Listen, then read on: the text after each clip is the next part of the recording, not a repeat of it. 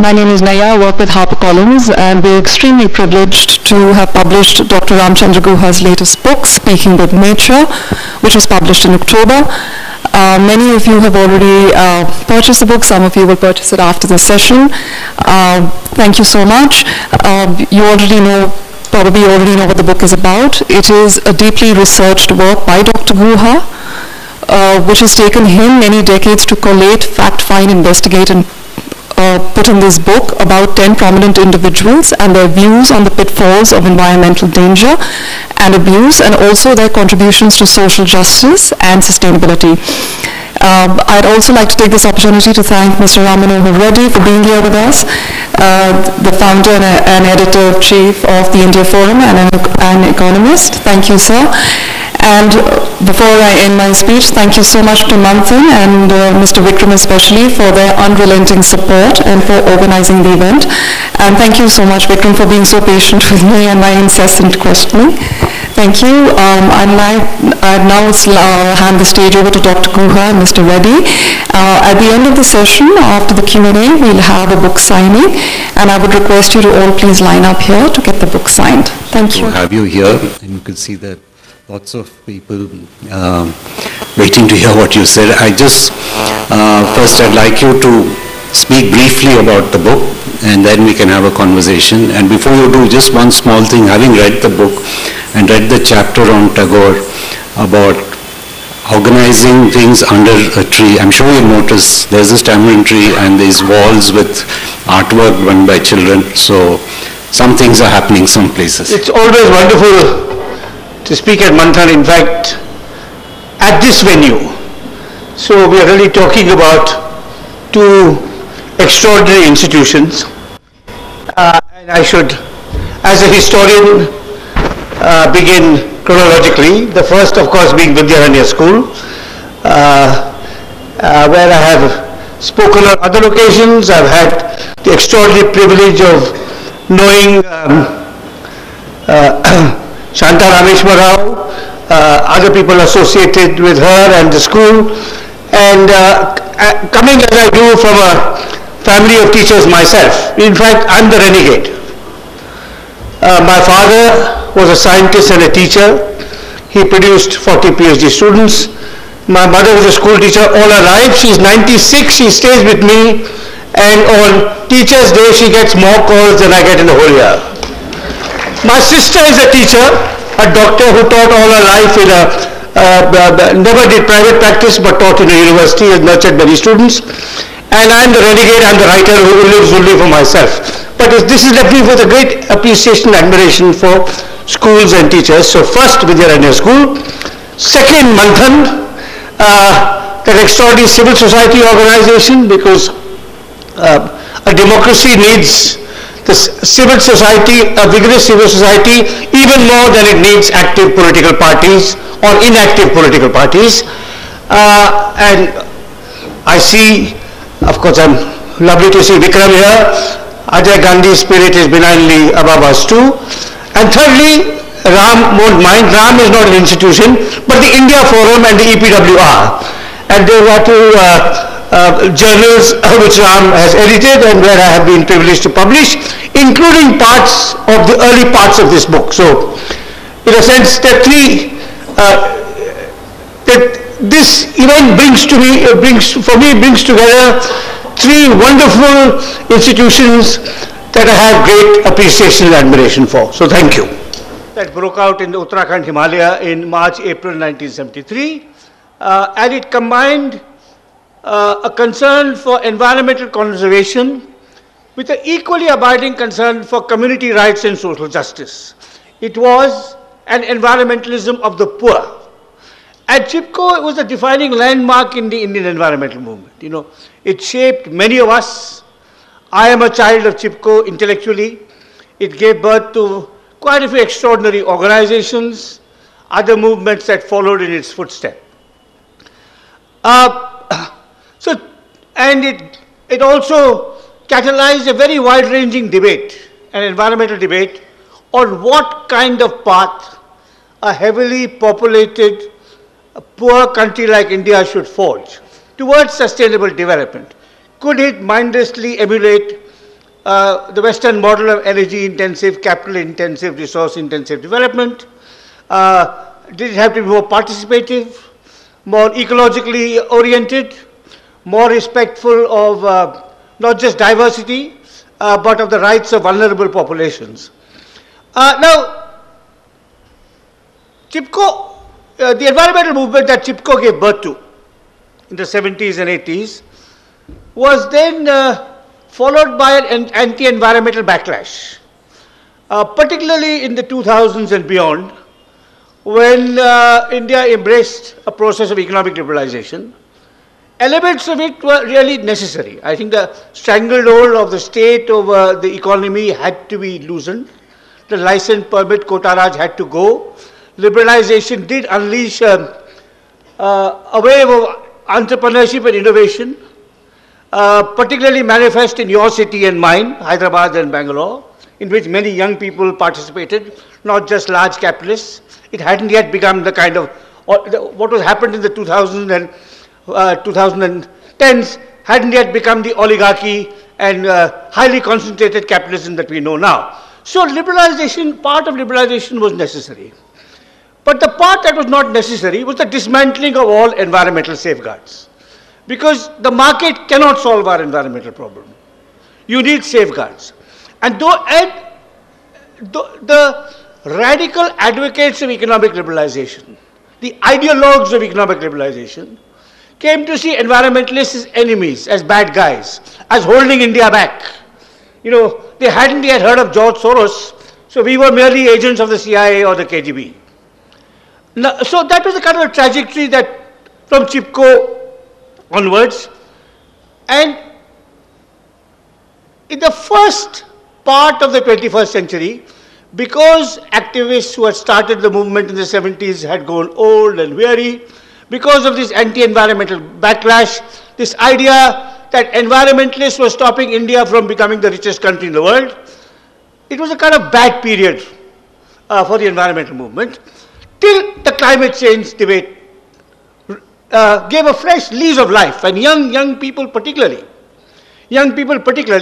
including I'm sure many people in this room, recognize that humanity faces an existential crisis caused by its own crimes against nature. Not through any divine intervention, but through its own crimes against nature. So now we are seeing a rebirth of thinking, activism, organizing around environmental concerns 50 years after Chipko. Now, my first book was actually partly about the Chipko movement. What this book does, Speaking with Nature, it goes back to the 19th century. It is a story of environmentalism before climate change, indeed of environmentalism before Chipko itself. And what I do in my book is I profile 10 thinkers, 10 individuals who in different ways wrote and spoke insightfully and often presciently about human relations with nature. They were early environmentalists, even though they may not have used the term environmentalist to describe themselves. In what they wrote about, how they argued, what kind of moral and social lessons they drew from the abuse of nature, we can see them today as being early pioneering environmentalists. My book spans an entire century from the 1880s to the 1980s. And in a sense, it takes me back to where I began as a scholar. You know, I began as a historian of the environment in the 1980s. I wrote a book around the Chipko movement called The Unquiet Woods. Then I spent a decade collaborating with India's finest ecologist, Madhav Gadgil, a collaboration that taught me a great deal intellectually, but also personally and professionally, because he really is, in many ways, not just an exemplary scientist, but an exemplary human being. And after about 2 decades of environmental research, I moved into writing about politics and Gandhi and other things. And here I've kind of come back to where I began through this book. So as I said, the book profiles 10 thinkers who reflected deeply in the Indian context on humanity's relationship with nature. 3 of these were writers. Rabindranath Tagore, whom Ram Reddy mentioned, who's on the cover of the book. The book starts with him. The book ends with M. Krishnan, who was a Madras-based nature writer and naturalist. Some of you in this room would have, like me, would have grown up reading. And the third writer was a very interesting, unusual, complicated man called K.M. Munshi, who is known for his novels in Gujarati, for being a very successful lawyer, for actually having coined that, for being a member of the Constituent Assembly, for having founded the Bharatiya Vidya Bhavan, and having coined the term Vishwaguru. In case you think the term Vishwaguru was coined in 2014, it was actually Munshi who made this enigmatic animal up in the year 1938. But he was also a writer, very briefly, on environmental themes. So three are writers, Tagore, Krishnan and Munshi. Three are activists, or were activists, all in some way connected with Mahatma Gandhi. One was Miraben, born Madeline Slade, the English admiral's daughter who joined Gandhi, but who after leaving Gandhi emerged really, as I show in my book, as a very perceptive and original thinker about the relationship between peasants, forests, pasture and water. The second Gandhian who figures in this book was a Tamil Christian called J.C. Kumarappa, who was a dissenting economist who dissented against the Planning Commission's consensus in favor of heavy industrialization, who actually later influenced E.F. Schumacher, who wrote the environmental classic Small is Beautiful. And the third activist was Verrier Elvin, who worked with Adivasis in central and northeastern India. So three activists who also happened to be, three activists connected with Gandhi who also happened to be writers. So three writers, three activists, and four were scholars. You know, one was an economist and sociologist called Radhakamal Mukherjee, who taught most of his life in Lucknow University. One was an urban planner called Patrick Geddes, born in Scotland, who came to India in 1914, when he was already 60, and spent a decade studying the rise and decline of Indian cities, and writing a series of town plans on how to manage Indian cities in a more ecological and democratic manner. And so there was, the four scholars were, in this book, are Radhakamal Mukherjee, the economist and sociologist, Patrick Geddes, the urban town planner, and a couple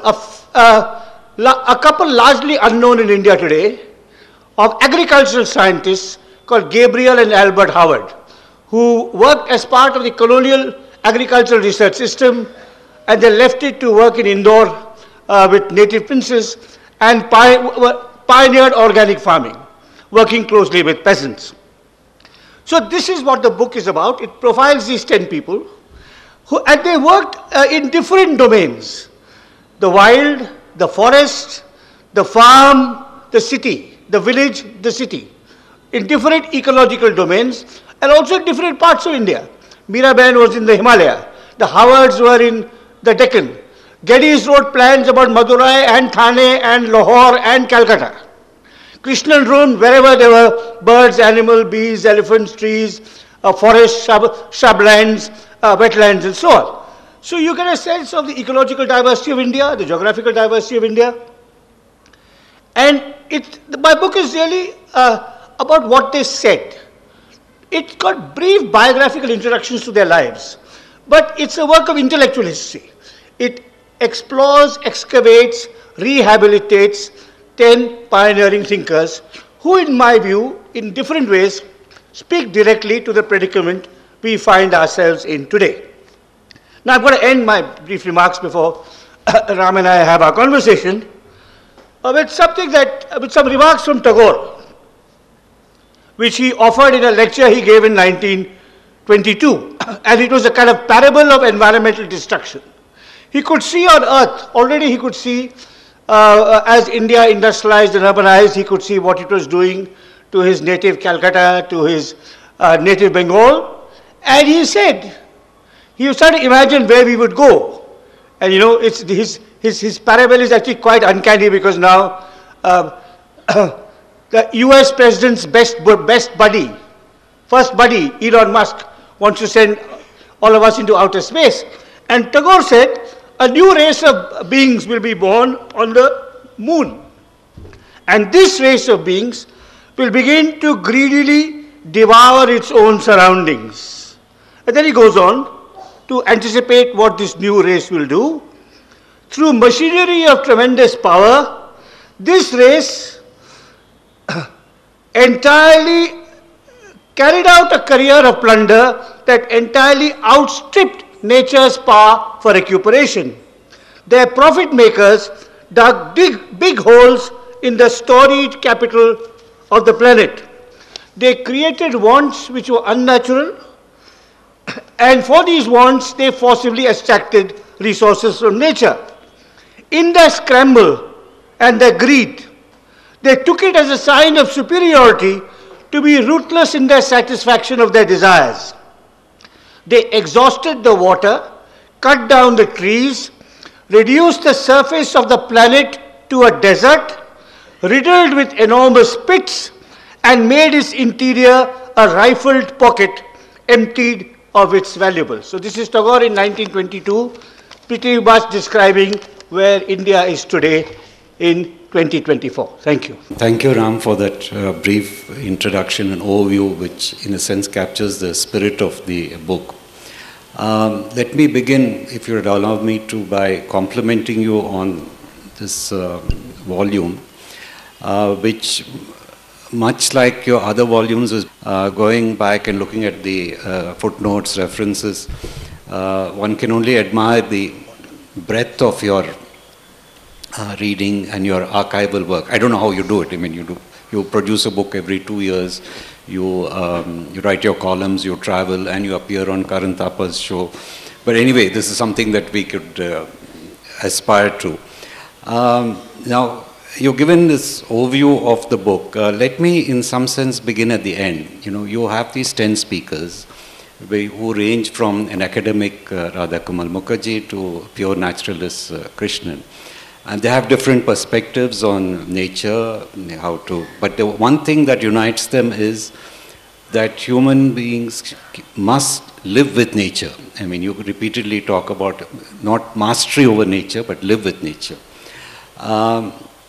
Given that, you know, they are all lived and worked almost 100 years ago, your last chapter is called Partially Reusable Past. Can you briefly elaborate for us, why do you call it partially reusable, and you know what we can learn from them as we seek to revive the environmental movement in India? Yeah, so partially usable because for several reasons. One is that they lived a very long time ago. Krishnan died in 1996. The last person to die died 30 years ago. The ecological context was different. There was many similarities, but there were some differences. For example, climate change was not barely known. India had not yet become such a fossil fuel driven culture. The devastation caused by the motor car was not known to them. So that's partially usable. But in many other respects, I think entirely relevant and contemporary. So the philosophical approach, as you said, living with nature. I mean, I called my book Speaking with Nature, not speaking for nature. Because speaking for nature is, you know, there is a strand in the environmental movement which is speaking for nature, which is usually urban wildlife lovers, you know, who live resource-intensive lives like many of us do in the city, go to the wild, see a tiger, take a fancy, a kind of camera and say, our first tiger, our first painted stork, our first whatever, a monitor lizard, and then come back and say, we have to protect that. And the Adivasis or the peasants living around them, they're the problem, they must go, right? And then you come back and resume your generally, rapacious lives. So there is a breed of environmentalists, and often these environmentalists put a very self-righteous, this breed of wildlife lovers put a self-righteous spiel. They say, we are not anthropocentric. We are beyond that. We are thinking beyond human beings. But actually, they're never thinking about the 95% of the human species. They're only thinking of people like them who can afford the holidays and the safaris and the fancy cameras to capture these gorgeous animals. And I'm not against any of these gorgeous animals. I love the sight of a tiger in the wild myself. But what these people are, so there is speaking for nature. That's one school. And the other school is that of, shall we say, those who destroy nature. So, our large mining companies, our large infrastructure companies, our large chemical companies, and also who are imbued with a kind of arrogance who think human beings are so brilliant and so brainy, with their technologies they can master nature. So here, this is a breed of thinkers who are saying there are natural constraints to what we can do. There are aesthetic reasons for preserving nature, but there are also political, ecological, biological reasons. We have to, of course, speak with nature, but we also, whatever inroads we make on nature, whatever use we make of nature, must be relatively equitable. It's not that one person or one class of people must monopolize what the earth has to give us. Now, in specific areas, also I think they can contribute. I mean, Geddes, I think, is quite extraordinary, because Geddes was writing at a time, Geddes, by the way, was, he was a town planner who did all his work in Europe, had designed a wonderful exhibition on cities in history, which he came to India to show in 1914. And he came on a ship, and the First World War broke out, and the exhibition was on the next ship, which was sunk by a German destroyer. So he decided, okay, I don't have my exhibition, I'll study Indian cities. I won't tell Indians about European cities. And he went to all these cities, and he saw, contrary to the Gandhians, who always, and to Tagore, who always thought of India as an exclusively rural civilization, and the city as a kind of interloper, as an excrescence, which had to be, you had to turn your back on. He said, India is going to become an urban civilization, as we are now, and we have to, we have to make sure that the people in the towns, live safe and sustainable life. There's access to water, to housing, to energy, to spaces of recreation, and his plans reflect that. And I think Geddes is someone, I mean, in the urban dystopias, I mean, Delhi particularly, I mean, people complain about Hyderabad and Bangalore, but Gurgaon may be the greatest urban dystopia, one of the greatest urban dystopias on earth. So I think Geddes' work speaks there. Many of the others worked on sustainable farming, and we know, for example, what is happening to Indian farming through chemical contamination of the soil, through loss of crop diversity, through the over-extraction of the groundwater. So people like the Howards and Kumarappa, when they talked about sustainable farming practices. Then we can think of really community forest rights, which is an abiding concern for many of these people. And here, which one of the better initiatives of the last UPA government was the Forest Rights Act, where people living in and around forests were given the rights to manage their forests in a collective way. In fact, my last chapter, you will recall, Ram, my last chapter talks about a visit I made to Gadchiroli, where there's a very vibrant community for forest committees, which are actually economically beneficial, because if the Adivasis are managing their own forests, they can harvest them sustainably, the proceeds can be distributed, and yet, biodiversity can be retained. So that's what I mean by a partially usable past. Philosophically, politically, even in terms of practical policies, but only partially usable because they lived a long time ago, contexts are changed. We have many fine younger scientists active today, in our research institutes who can perhaps provide much more contemporary. Thank you.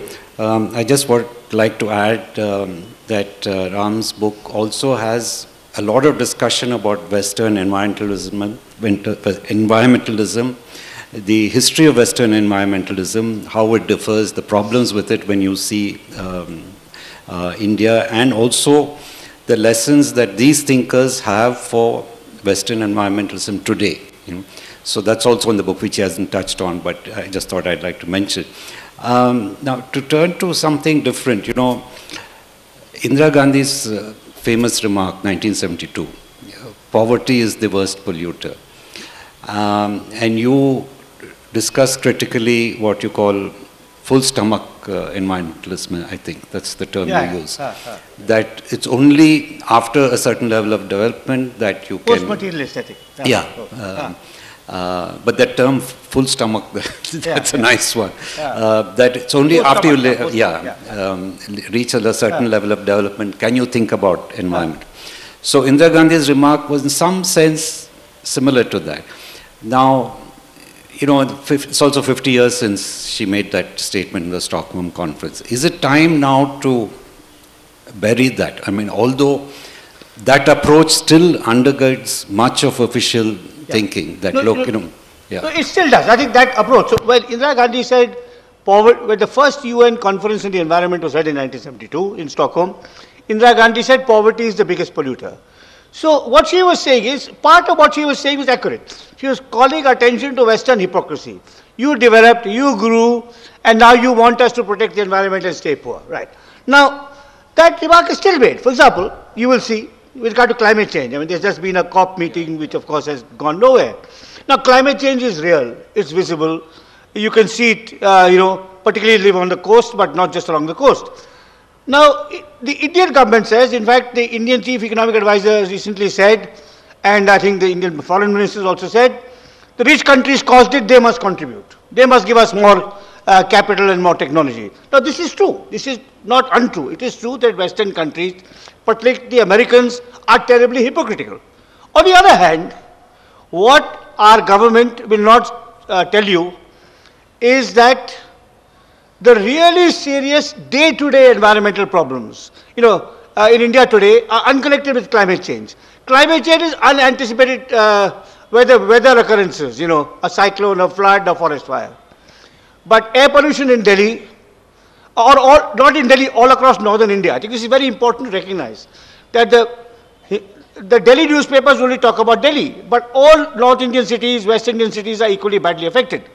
And air pollution affects probably 150 million Indians at a conservative estimate every year, in their health, their livelihood, and it's usually the poor, because they don't have access to air purifiers. Now, air pollution has got nothing to do with climate change. Our rivers are biologically dead. Historically, all our cities were sited on rivers. Now, those rivers are biologically dead. So rivers, a city like Bangalore, which once depended on lakes and tanks for its water, now has to go to the Kaveri 70 miles away and is now planning to go to the Sharavati, which is 200 miles away. Now, this is not connected to climate change. Chemical contamination of soil is unconnected to climate change. So, it's not poverty so much as the biggest polluter, it is asymmetric access to resources, a disregard of environmental constraints, and, very importantly, a lack of listening to scientific expertise. When Indira Gandhi made that remark, Ram, 50 years ago, Indian science was physics and chemistry. No, hardly even biology. A little bit of biology has started here with CCMB, but hardly anything. Today, if you look at scientists who work in the ecological field, people who are hydrologists, transport planners, who work on renewable energy, who work on soil fertility, who work on biodiversity, there's hundreds of first-rate Indian scientists who are well-trained, who can take cities, villages, watersheds on a more sustainable path. But they are never consulted because they come in the way. Just look at the fate of the Gadgil report, for example, every state. So I'd say this is, I think, very important thing, particularly for young people, but not just for young people. Even if there was no climate change, India would be is an environmental disaster zone. And I think this talk of Western hypocrisy, the West have caused the problem, which is similar to what Indira Gandhi said, is in some ways ducking the real issue, which is Indians are screwing up their own environment and imperiling their own future. Yeah, I don't think anyone would disagree with you there, and thank you for putting it across so clearly. Now, to return to the book, one thing I like about this book, as all other books, that even your admiration for the people you write about doesn't cloud your critical view of him.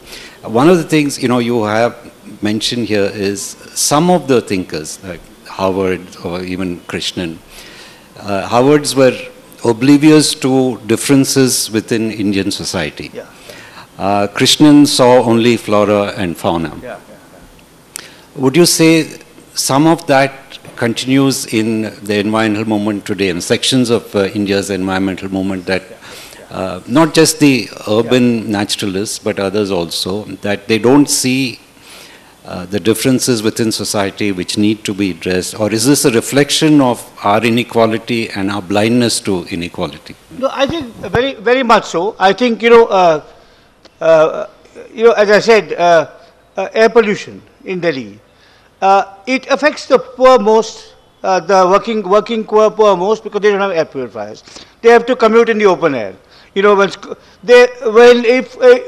If someone of my background or your background, our child's school is closed, they have access to online learning. They can at least make up 70% of what they miss. But if a government school is closed for a week, that's the end of, that person is. So these are things that I think, in many ways, they has the so-called, social justice movements. Yeah. And the environmental movements have run parallel. Thinkers have tried to bring them together. I mean, someone like Mahatma Gandhi or Anil Agarwal in the earlier generation tried to bring them together. But as movements, they have been in parallel. The late D.R. Nagaraj, whom both of us admired, who was a really remarkable Kannada intellectual, used to say that Dalits, street and environmentalists have to begin a conversation. And that's something he would strike. So that is true. And I think the social justice strand of activism and conservation, environmental strand of activism, at the conceptual level it's come together through thinkers who work in the A.K. Reddy, for example. A.K. Reddy, who again was someone, A.K. Reddy, for younger people here, was a visionary Bangalore-based environmental scientist who worked at appropriate technology for rural areas, and who back in the 80s, late 80s, wrote a really important book with some colleagues on moving towards renewable energy, clean energy, like 35 years ago. And he used to say this. I mean, again, maybe he used to say that the greatest polluters, Indira Gandhi said poverty is the greatest polluter. A.K. Reddy said the rich pollute for profit, the rich destroy the environment for profit, and the poor destroy the environment simply to survive. Because if your farm turns infertile, you cut the next forest and start cultivating there, how to survive. And he used to say, so a deeply divided society at both ends is environmentally irresponsible. I remember this insight of his. So thinkers have many of our thinkers have seen the need to blend social justice with environmental sustainability. But at the level of, like today I got a mail from a young scholar saying he wants to write a PhD thesis on why environmental concerns are never in electoral politics. I don't know whether there's been a Lok Sabha discussion on air pollution in northern India or on aquifer depletion all across our farming belt. Because maybe they work on a short-term horizon, five-year horizon. It may be that where there's proportional representation, such as in Germany and France, is easier to bring in environmental sustainability into public policy.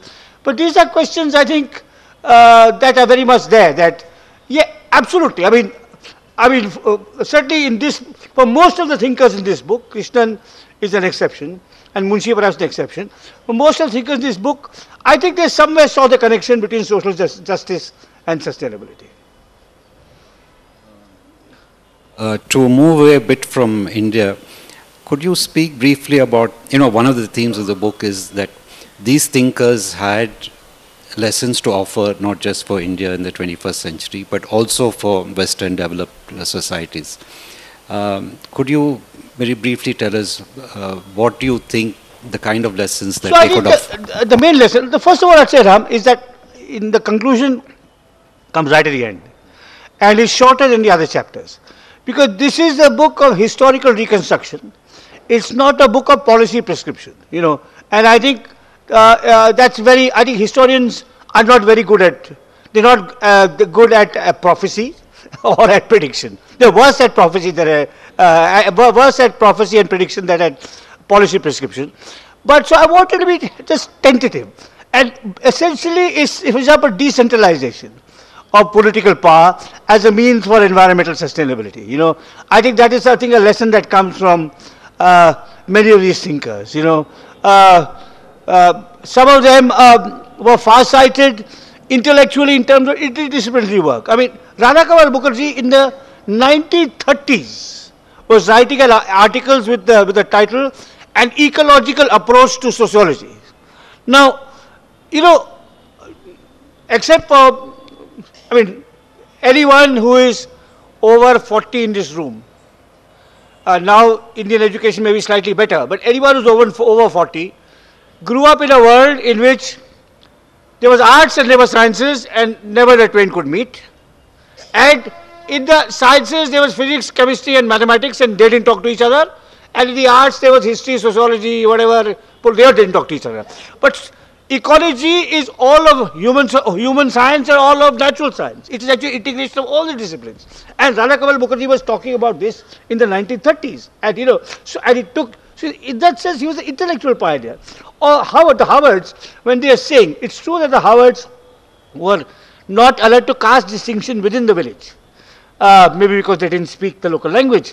But they studied peasants closely enough to understand that peasants have their own understanding of land, soil, crop diversity, water, and agricultural research is not top-down. It's not the researcher instructing the peasant, but the researcher collaborating with the peasant. And that again has come in, now the people talk about that. So in a sense, some of them were not just in terms of active policies, but in terms of thinking about these things, in terms of having a more inclusive or more sophisticated intellectual and scientific framework. I think they were absolute pioneers. Yeah, two brief questions before we open up. I mean, I'm sure there'll be many questions. Now come to the standard, you know, this selection of 10. Were there any people who you would have wanted to include but couldn't because there was no material?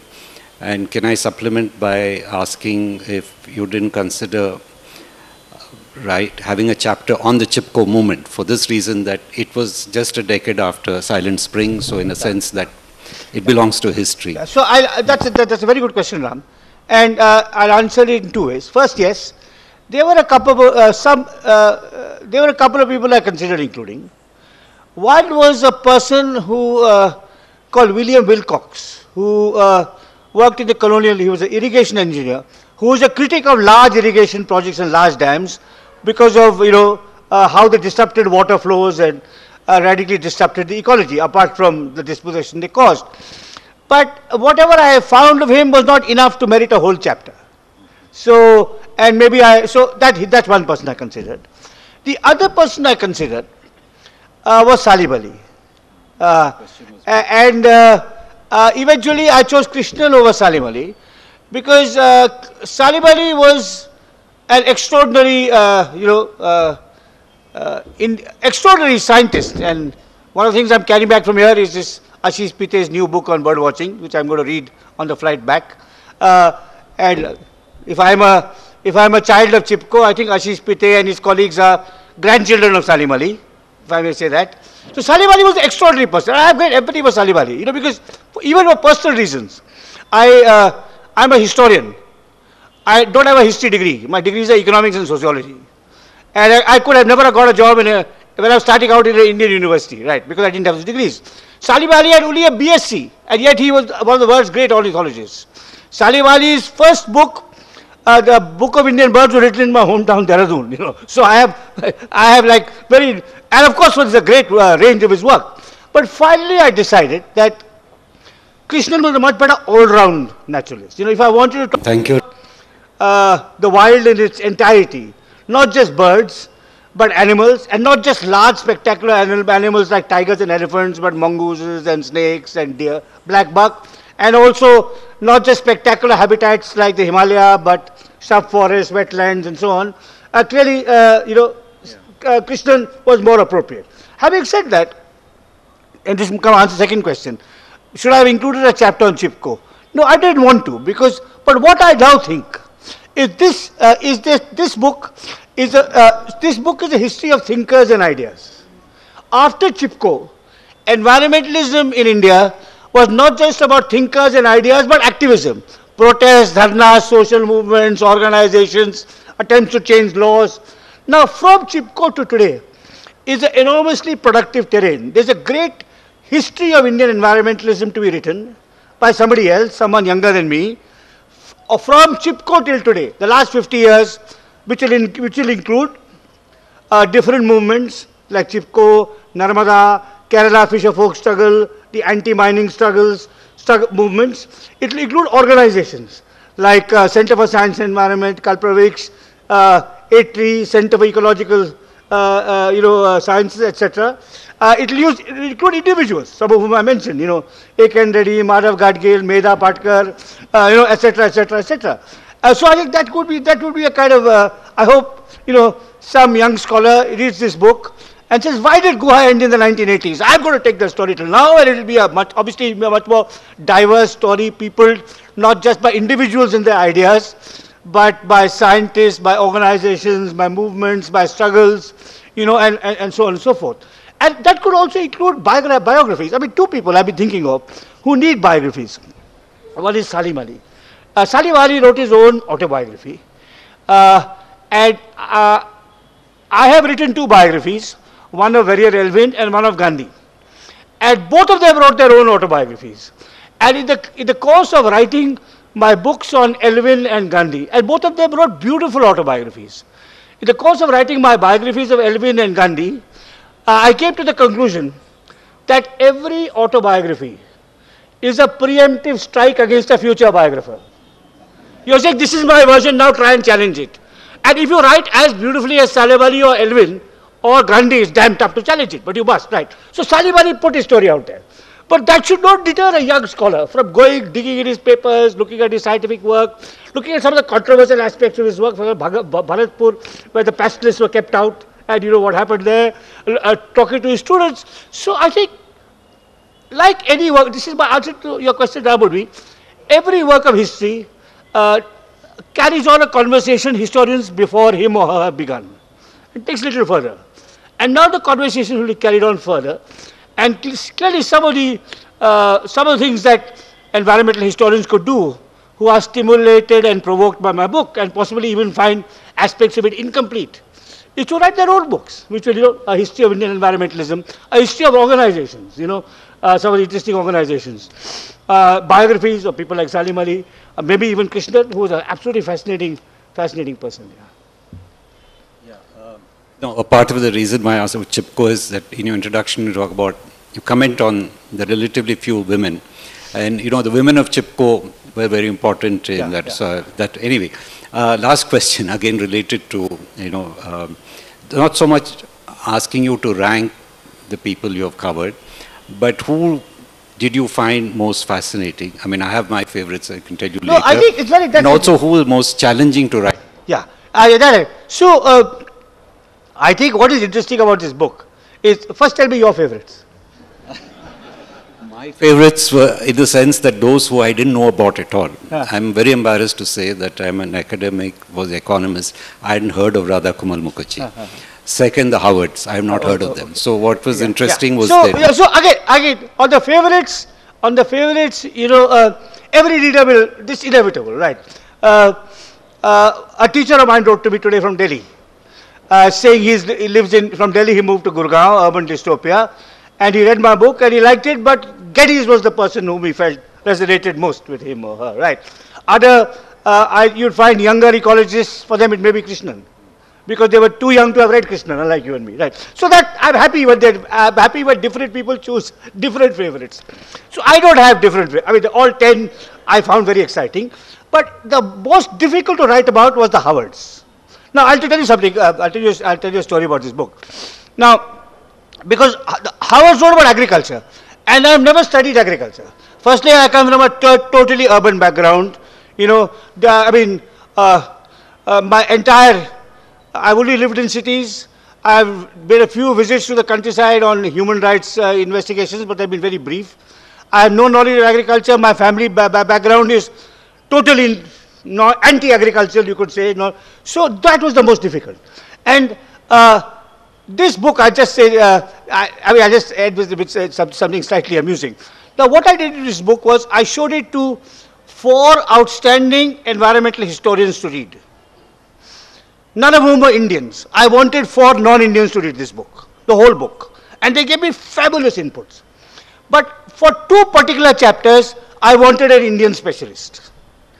And for the Howard chapter, I showed it to the very fine anthropologist A.R. Vasavi, who actually has put her, who's an anthropologist of agriculture, who has actually put her theories into practice and works on a farm in rural Karnataka. And the chapter on Tagore, I had to show it to a Bengali. So I showed it to a professor in Shantiniketan. I said, are there any howlers? But the Howard's was the most difficult because but I think also I found while writing it that originally it was only about Albert.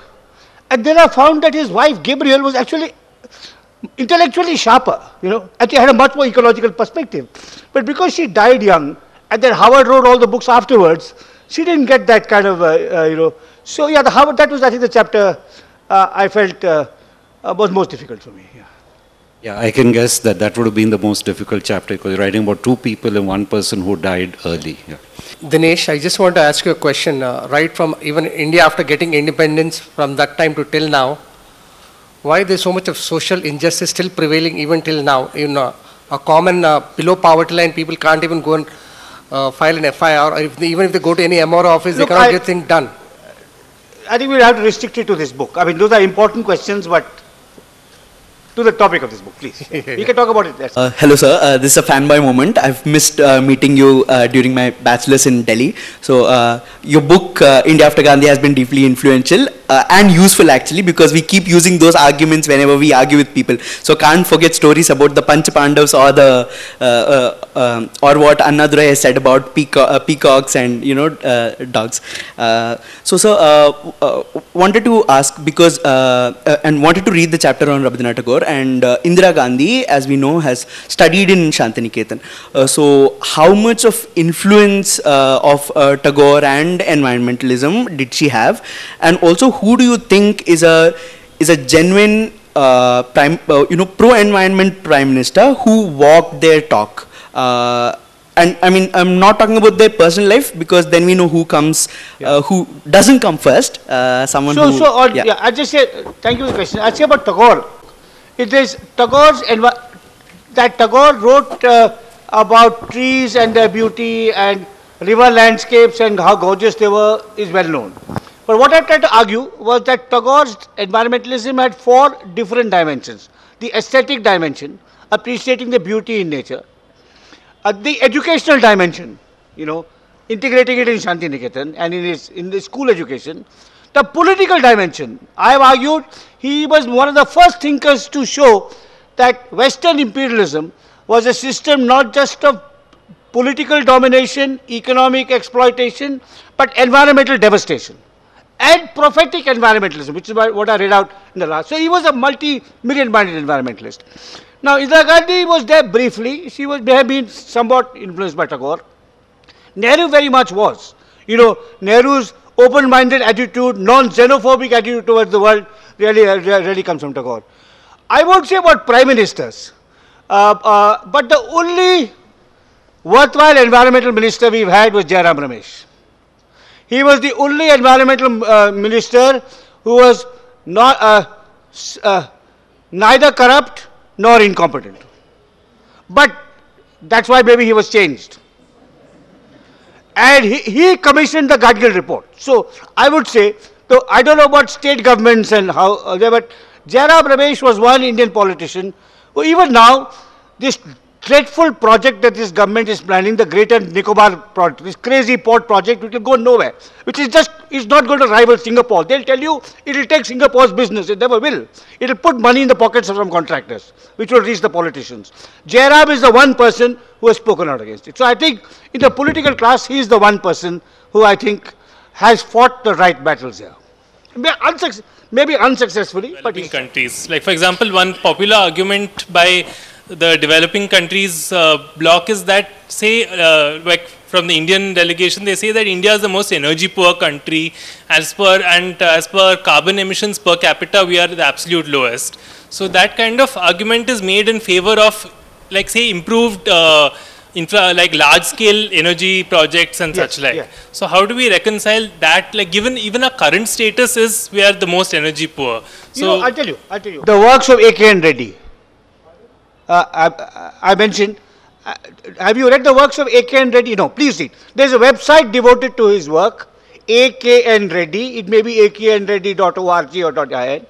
He wrote a book with three other scientists, a Brazilian, a Swede, and an American, 35 years ago, called Energy for a Sustainable World. He also wrote several excellent essays in EPW. I'll tell you very crudely, Ram, I would like Ram to add to this because I think Ram would know the subject better than me because he has a proper training in economics. What Reddy argued was this, that when we talk about, you see, there is a conventional wisdom in economics. There's a direct relationship between energy growth and GDP growth. 1% energy leads to...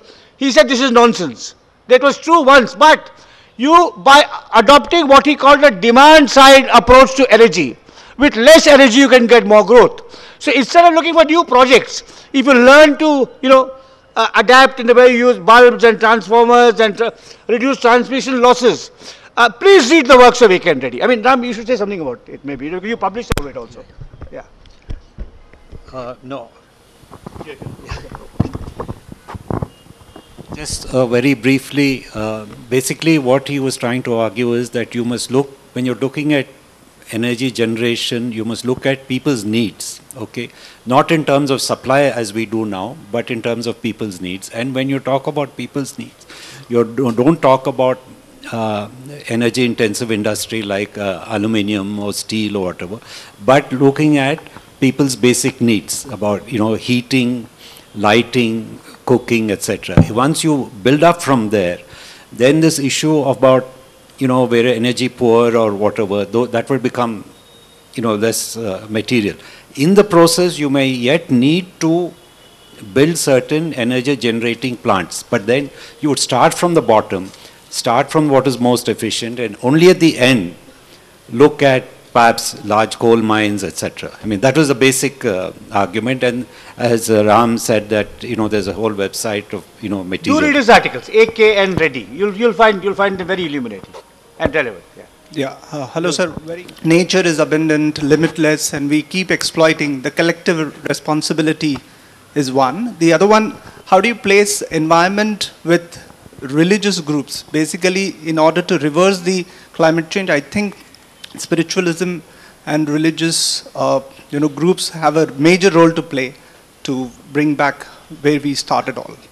Yeah, I mean, but I think economics is conventional economics, both left-wing and right-wing, both neoclassical and Marxist, is predicated on nature, inexhaustible resources. It's predicated on the belief that man, and man particularly, not humanity, man, has the power, the arrogance, the technological capability to conquer nature and subdue it to its needs. In fact, in my book,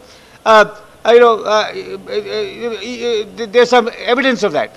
So I think economists are environmentally illiterate. There's now a new breed of ecological economists who have a journal of their own, who I think should need to be taken much more seriously. On religion, I think religion can help only at an individual level. I have reservations about mobilizing religion or spiritualism for collective environmental action for two reasons. One is we are a multi-religious country, Secondly, look at around you. I mean, we have now a government that claims to be the most Hindu government, or maybe the only Hindu government you ever had.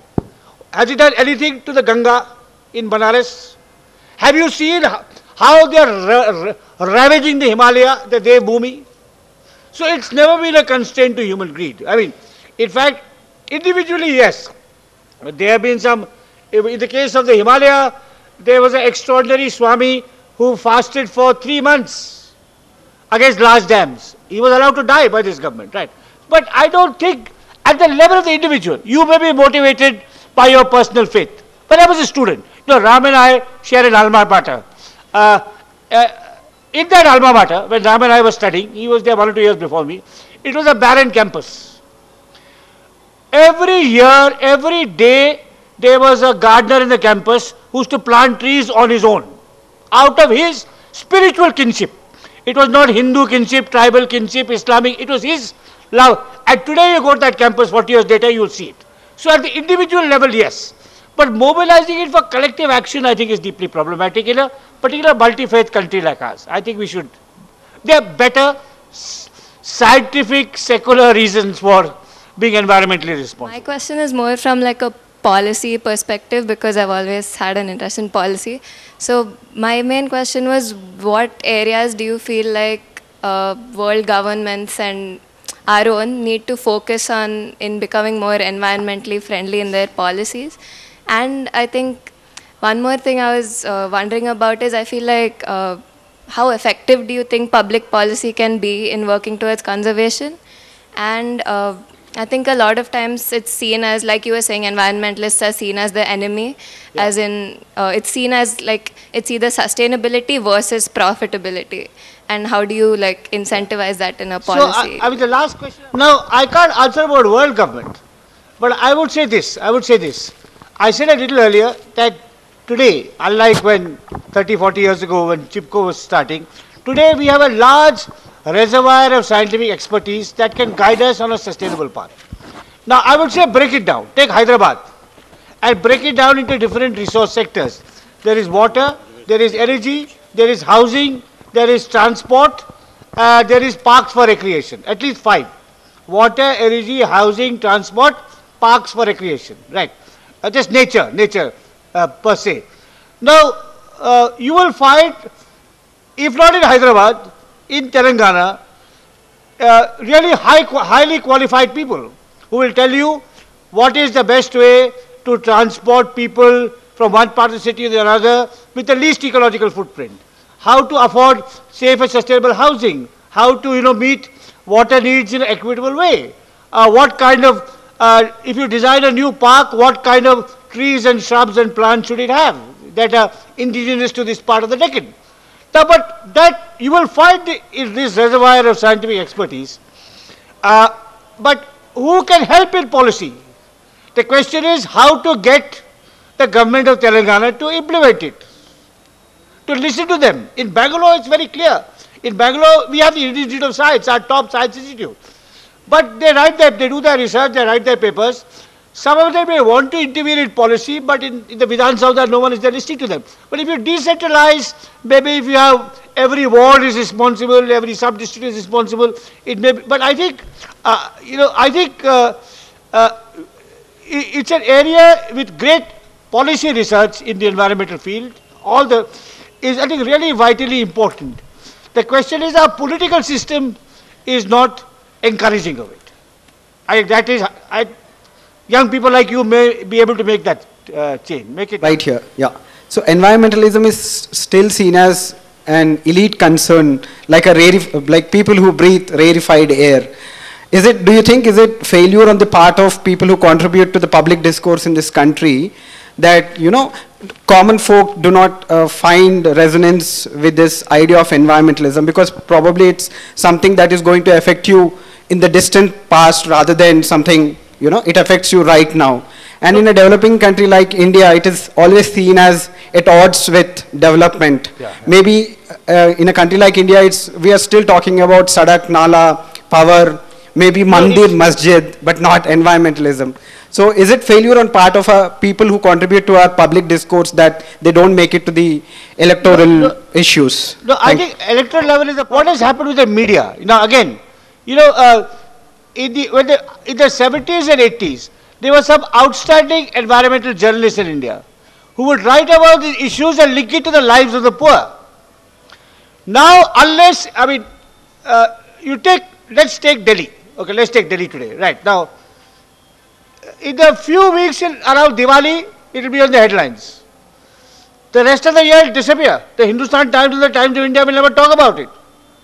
Now, what about the 11 months when it's not there? Should you not be commissioning opinion pieces by technologists and ecological economists on how to make sure that next year does not happen.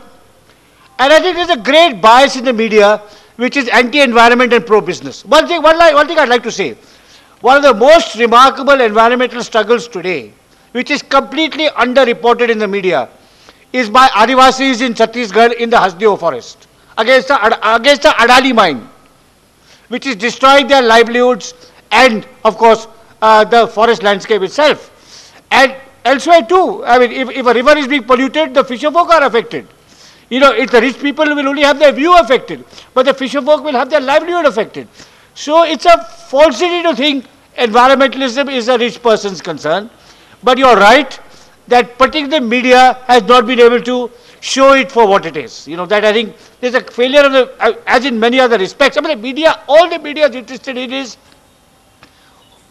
what will happen in the election, which politician will defect from party A to party B before the election, which politician will defect from party A to party B after the election. I mean, real livelihood issues, not just environment, but employment, for example, you know, women's safety. Very rarely do these come in. So I think in many ways it's the media that has failed us in not alerting us to the urgency of the problem. I want to ask, it's really hard to ignore how with climate change and with right-wing governments over the world, we are hurtling towards a kind of an environmental crisis. Yeah. And you stop your environmental intellectual history in the 1980s. I want to ask how amongst these 10 thinkers, where do you find the hope that speaks to our present today, 50 years on, 40 years? And I think, as I said, though I firmly believe that the Indian environmental crisis is independent of climate change, it's intensified and made more complicated by climate change. Climate change is a real issue, and Trump's victory particularly is bad, not just for America, it's really bad for the world in that respect. But to your second question, I would say, please read the book and draw your own conclusions of it. Maybe none of them will inspire you, maybe some of them will give you some insights on where we are today. Some of them are interesting in their own right. As I said, you know, obviously I am a citizen, but I'm a historian first. I choose my topics because of how I feel as a citizen.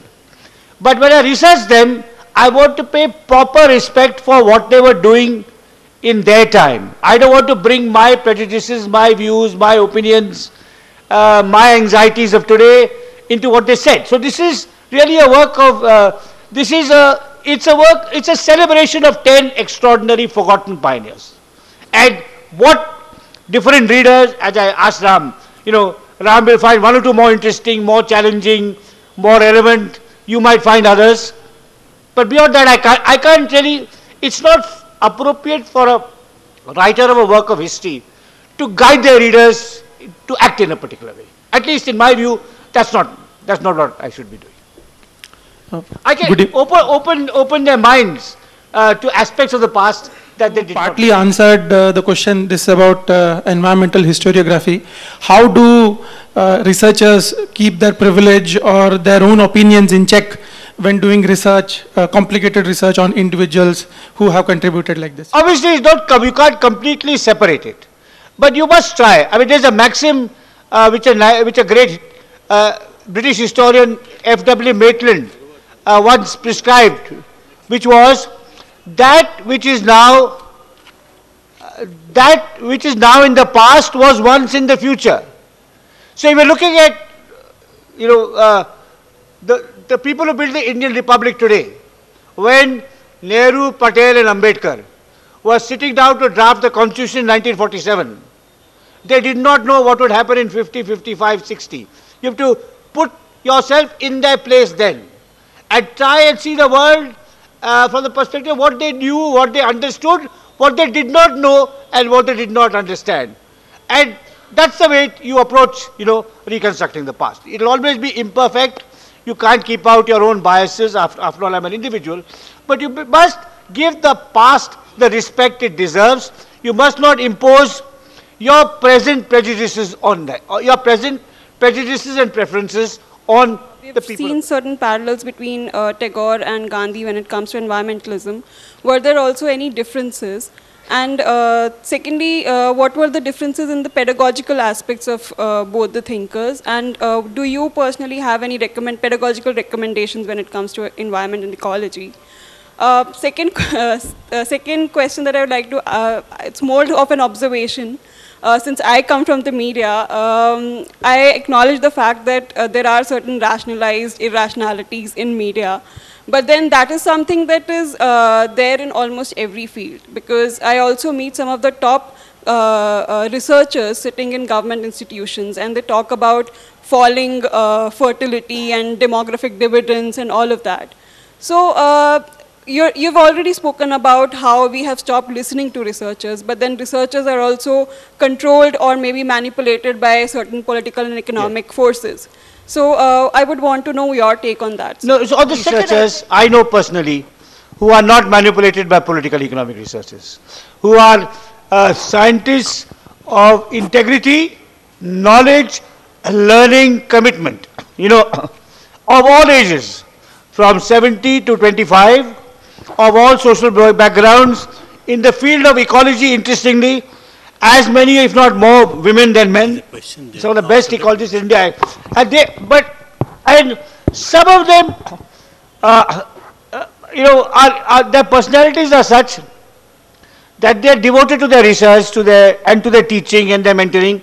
They are not going to knock on the minister's door and say, I have advice for you. You know, in a mature democracy, the minister would ask them for advice. That's what would happen, say, in some countries like in, you know, in the Scandinavian countries where, you know, this kind of thing is spread. You would find, which are also some of the most environmentally responsible countries, Norway, Sweden, and so on. If there's a new highway to be built in Sweden, you will find the minister will go to a university and say, what's the least damaging way of building this highway, right? So that may be the only weakness, that they don't know how to take their research forward. But it's not true that, you know, I think when I started in this field in the early 80s, you could count really good ecological scientists in India on the fingers of one hand, 5. Now there will be at least 200, if not 500, of quality, publishing in top journals, you know, in our IITs, in our ISERs, in our universities, in our specialized research labs.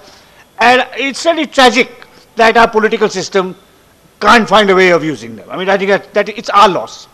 On your first question, Tagore and Gandhi, well, your penultimate question, I told you, I'm the only one in my family who's not a teacher, so I can't offer you any pedagogical advice. You can read my book and see what I write about these thinkers.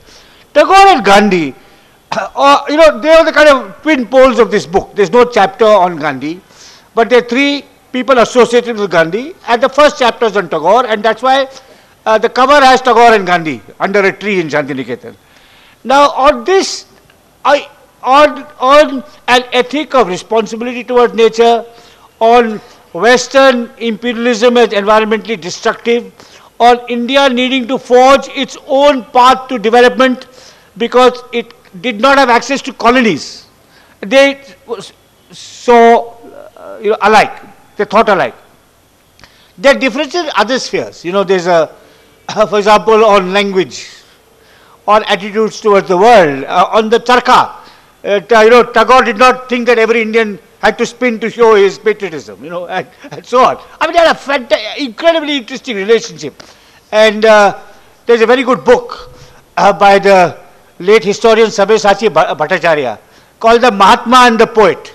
I know you may have seen it. But so that talks about it. So it's, and I mean, it's, and there's also one other book I'd recommend on Tagore and Gandhi. Which is not a Tagore and Gandhi particularly, but it's Tagore and Gandhi are an important part of it. It's a book edited by Gopal Krishna Gandhi. It's called A Frank Friendship, Gandhi and Bengal. So it's about Gandhi is very, you know, the Bengalis have an obsessive, I don't know how many Bengalis are there in this audience, but I studied there for 6 years and I write for the Telegraph, so I know them extremely well. They have an obsessive love-hate relationship with Gandhi.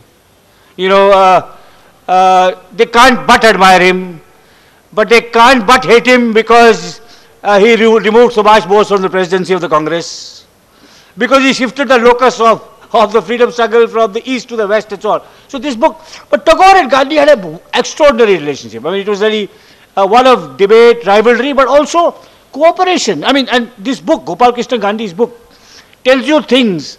For example, Shanti Niketan was broke and it was about to close down. Tagore told Gandhi, you know, I have to close the university.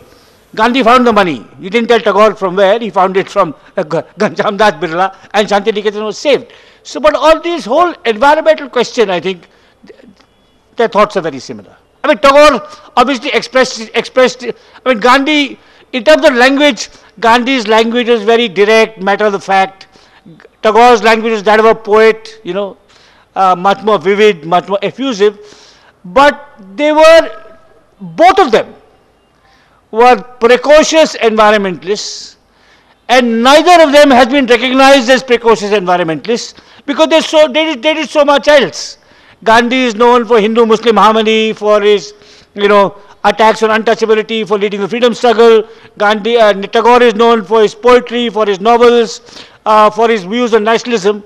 But they both actually were, in my view, environmental. University, and I want to have your opinion. In the country, we have got 1,000 universities and around 60,000 colleges.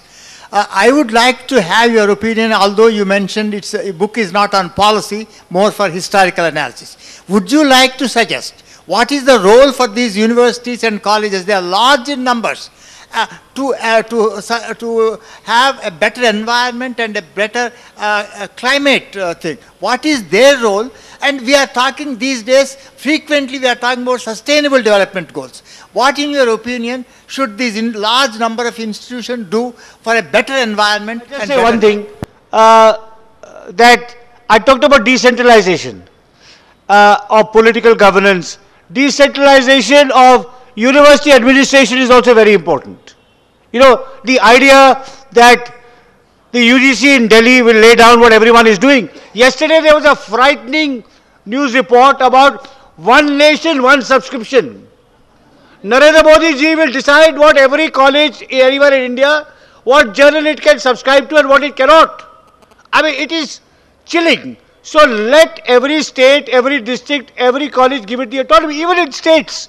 Why should the governor of Telangana choose, help choose the vice chancellor of any university? So that's the only thing I would say. I think, and not just for environmental reasons, but for creative thinking to flourish, we need decentralization in university administration. Last question. Moment for me to speak to you, because first time when I read about your wicket keeping, from that moment I want to talk to you. So I come from Srikakulam district, which is the border of Andhra Pradesh and Orissa. Every October month is a sorrow month for us because we used to get lot of tropical cyclones frequently, and that has been very intensified. Sir, my question is, sir, people there either feel that is a very natural phenomenon, or either they think so that is they can't win over the nature.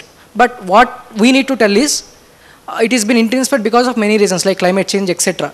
And how to make that thing into the people where there is no environmentalism in our politics. What is that X factor for it? And the second thing is, sir, at least a decade before, people, whenever they enter into any NGO for social purpose, they used to feel like it is as a service, not as an economical purpose. But right now there is a movement where through internships, etc., even social economy has been created. And what do you think that X factor for environmental economy to flourish so that youth like us can actively and with wholeheartedness, with proud, can take environment protection as a job or a responsibility? So 2 questions, sir. I was very good. I mentioned in the beginning of my talk that Manthan is a civil society organization. It's not, you know, an arm of a private company nor of a government. And I think it's very important for civil, what you said in one of your questions, that young people joining NGOs. I think that so long as you choose the NGO carefully, you know, I think it's very important for civil society activism on all aspects. It could be water, forest, biodiversity, urban planning. Don't leave it to the state. You know, I think environmentalism is about citizens. I mean, the Chipko movement was about citizens. In that case, like, you know, not educated people like you and me, but, you know, people from, basically from a village background in Uttarakhand. So I'd say just this, that even if the political system does not change, the economic system does not change, the educational system does not change, I think citizens' action can be a moderating influence on the excesses of the government and of the corporate sector.